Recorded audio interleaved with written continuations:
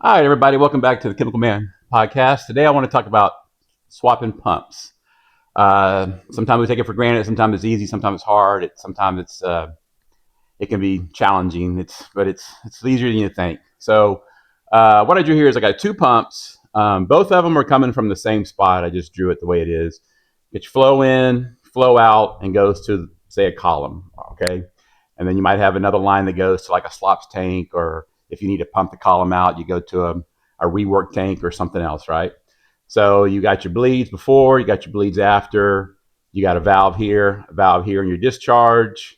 And I didn't draw it, but let's put that in real fast. You got a valve here and a valve here for your suction, so you can block in on there, right? So this pump is running and you have problems with it, so you want to transfer, you want to get your sister pump going on there. It's not that hard. So really what you want to do is you want to, if it's something that needs to have constant flow, you want to have constant flow going, right? So while this pump's running, you want to come over here and you want to check your other pump and you want to make sure everything's good to go on this one. So when you do that, you want to make sure your bleeds on your discharge are closed. You want to make sure your bleeds on your suction are closed. You want to make sure everything's ready to line up. You would line up your pump, open your suction, and then you could open up your discharge, or you can leave your discharge blocked in and try to build up some pressure and build up some suction on there. And then you kind of want to start this pump while that's running. And the reason why that is a couple of reasons. One, it would help with your flow and it would help with suction getting going on the pump. Another reason is too is you don't really want to lose flow, because what happens if you stop this pump and try to start this pump? Well, this pump doesn't work, and then you got to go back and start this pump, and then now since you stopped that pump, you might not be able to get flow back on that one. So it's always good to leave one running and start the other one at the same time. You're going to see the controlman's going to see their flow jump up a little bit, but you're not going to leave it on forever.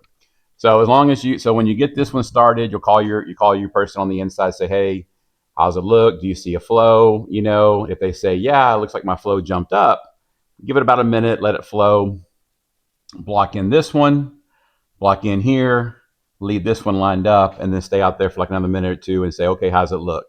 If they say, hey, my flow is good, then you're good. You can close all your valves, do everything you need to do on this one, and let it go. You also want to make sure that you're not lined up to any of your other tanks anywhere. You want to make sure you're lined up to where the flow is going to where it needs to go on there too. What I do a lot of times on when I work the inside, because I work the inside, is I have the guys line everything up.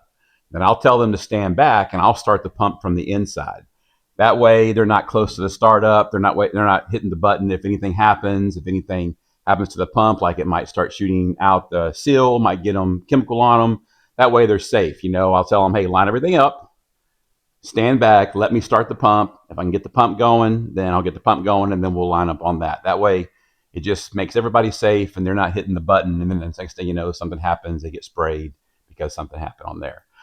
Things to look for, make sure your lineup's correctly, make sure your pressure on your pump when you line it up, make sure your pressure's good on there, make sure your seal's okay. If you have a seal on there, make sure it's not leaking anywhere. That's been known to happen too. Make sure you close your bleeds on there. Make sure you just take your time. It's not that hard, but a lot of people have trouble out there. And if you have never done it before, it's something to really talk about.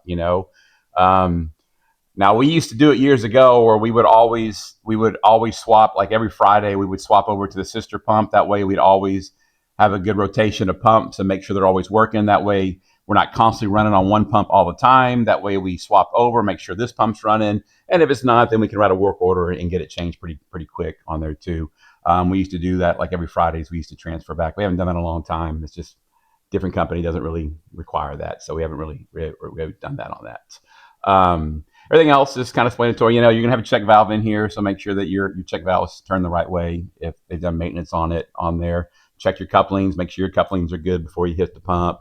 Make sure that's good. There's sometimes that you might have to, if this pump's been sitting a long time, you might have to hook up some water or something and clear through this pump real good. Maybe there might be some polymer or something in the impeller on there that might have messed up or might have chunked it. So you might want to clear that out real good and make sure your pump and your impeller is clean real good before you line up on that. That's always a good idea too. If you have air, make sure your air is lined up to that. Or if you have any kind of hack or any kind of seals, make sure that's lined up there too on there for the seal on there. Pretty easy to do. Just look at your pumps, look at your bleeds, Make sure your valves are all done. Start one while the other one's running. Have both of them running. Let go. Watch it go. Talk to the people on the inside. Make sure they see everything. Sometimes I might have to stroke the valve to get a little more pressure on there to build up on that. But once you got it going, and what I would do is once this one's good, then I'll kill the pump for them on the inside for here. That way they don't have to go up and hit the stop button. I'll kill that for them, and then they'll do what they need to do on there. But anybody got any questions or anything, just feel free to hit me up. If you need any resumes done or need any questions or answers for interviews and stuff, just let me know and I'll be sure to help. Anyway, y'all have a good day and y'all take it easy. Talk to you later.